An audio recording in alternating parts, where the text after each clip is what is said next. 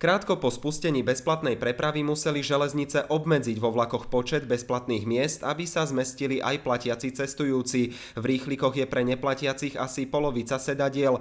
Ak si cestujúci chcel bezplatný lístok vyzdvihnúť krátko pred odchodom vlaku, ale už bol obsadený, musel si ho kúpiť. Tí, ktorí mali bezplatný mesačník, však mohli do vlaku nastúpiť a obsadiť miesto, ktoré už bolo určené pre platiaceho.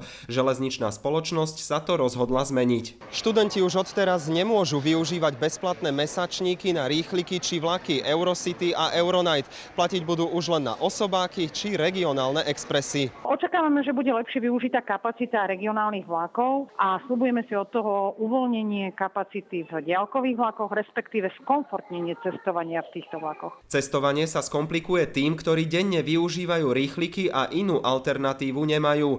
Po novom si musia kúpiť jednorázový bezplatný lístok vždy na konkrétny vlak. Železničná spoločnosť tvrdí, že tak môžu urobiť cez internet, mobil, ale aj v pokladni. Dokonca si ich môžu nakúpiť na 60 dní vopred. Ako to môže vyzerať v praxi, sme si dnes vyskúšali so študentkou Beatrix. Ja by som vás chcela poprosiť o lístok z Popradu do Liptovského Mikuláša, ten vlak, čo ide o 7:25. Poprosím vás od pondelka do piatka na 2 mesiace, na 60 dní. Víkendy nie, jednosmerný stačí. Musíte vydať 60 lístkov.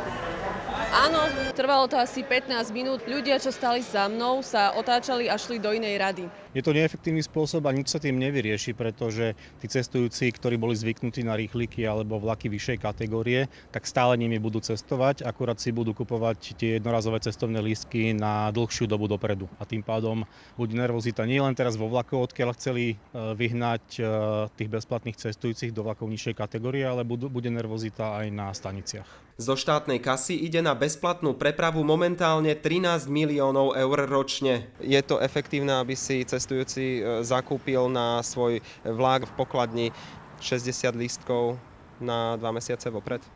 Všetky technické otázky posúdi Železničná spoločnosť Slovensko. Železničná spoločnosť tvrdí, že spôsoby nakupovania lístkov pravidelne vyhodnocuje. Pokiaľ by sme zistili, že táto skupina je nejaká masová, že nejde rádovo o jednotky jedincov, tak budeme samozrejme reagovať ďalšími opatreniami. Štátne železnice očakávajú, že bezplatní cestujúci sa priklonia k nákupu lístkov cez internet. Spoločnosť zároveň tvrdí, že zmena prinesie viac úžitku ako škody. Kristián Čekovský, RTVS.